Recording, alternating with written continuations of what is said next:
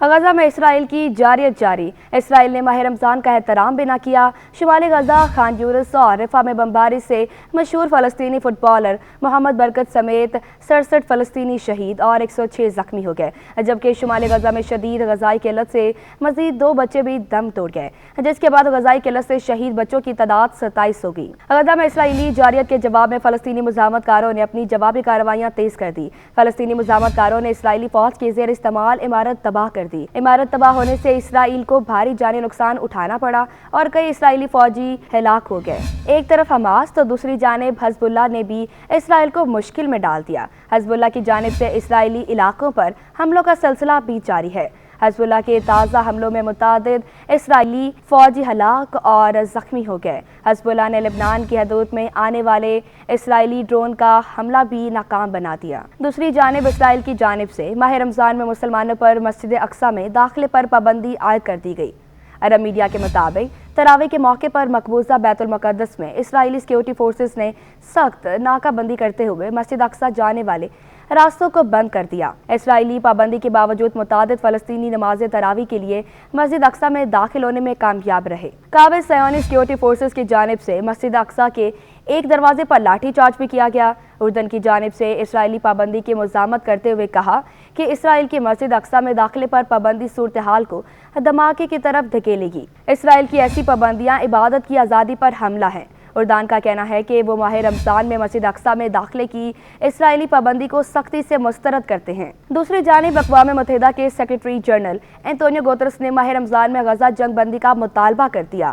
ایک بیان میں انتونیو گوترس کا کہنا تھا کہ مسلمانوں کا امن و سلامتی پھیلانے والا ماہ مقدس رمضان شروع ہو گیا ہے۔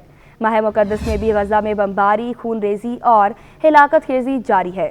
سیکریٹری جنرل اقوام متحدہ نے مطالبہ کیا کہ ماہ رمضان کا احترام کرتے ہوئے غزہ میں جنگ بندی کی جائے۔ انتونیو گوترس کا کہنا تھا کہ غزہ میں امداد کی رسائی میں حائل رکاوٹیں دور کی جائیں اور غزہ میں فوری طور پر یرغمالوں کی رہائی بھی کی جائے۔ ادھر حماس کے رہنما اسماعیل ہنیہ کا کہنا ہے کہ ان کی طرف سے اسرائیل کے ساتھ بات چیت کے دروازے اب بھی کھلے ہیں۔ ٹی وی پر جاری بیان میں فلسطینی مزاحمتی تنظیم حماس کے سربراہ اسماعیل ہنیہ نے کہا کہ ثالث کا رمضان سے قبل غزہ میں سیز فائر کرانے میں ناکام ہو چکے ہیں، لیکن حماس کی جانب سے اسرائیل سے بات چیت کے دروازے کھلے ہیں۔ انہوں نے کہا کہ ہم واضح طور پر کہتے ہیں کہ سیز فائر معاہدہ نہ ہونے کا ذمہ دار صرف اور صرف قابض اسرائیل ہے، لیکن ہم اس کے باوجود مذاکرات کرنے کے لیے تیار ہیں۔ اسماعیل ہنیہ کا کہنا تھا کہ اسرائیل حماس کی شرائط پر تیار نہیں، جس میں جنگ کے دوران یرغمال بنائے گئے فلسطینیوں کی رہائی شامل ہے۔ انہوں نے مزید کہا کہ حماس ایک دیر پا سیز فائر معاہدہ چاہتی ہے، جس میں غزہ سے اسرائیلی فوجیوں کی واپسی، بے گھر فلسطینیوں کی گھروں کو واپسی اور علاقوں میں انسانی امداد تک رسائی بھی شامل ہے،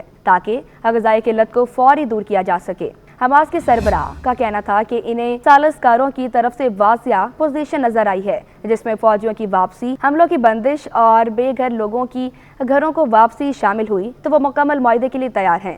عرب میڈیا کا بتانا ہے کہ اسرائیل غزہ میں اپنے فوجیوں کی مکمل واپسی سے انکار کر چکا ہے۔ اسرائیلی وزیر اعظم نیتن یاہو نے حماس کو مکمل تباہ کرنے کا عزم کا اظہار کیا ہے۔ عرب میڈیا کے مطابق ماہ رمضان سے قبل غزہ میں جنگ بندی نہ ہونے کے بعد ثالث کار اب نئے معاہدے کی طرف بڑھنے کی تیاری کر رہے ہیں۔ واضح رہے کہ فلسطینی وزارت صحت کی جانب سے جاری کردہ اعداد و شمار کے مطابق 7 اکتوبر 2023 سے جاری اسرائیلی جارحیت کے نتیجے میں غزہ میں اب تک 31,045 فلسطینی شہید ہیں، جبکہ 72,654 زخمی ہو چکے۔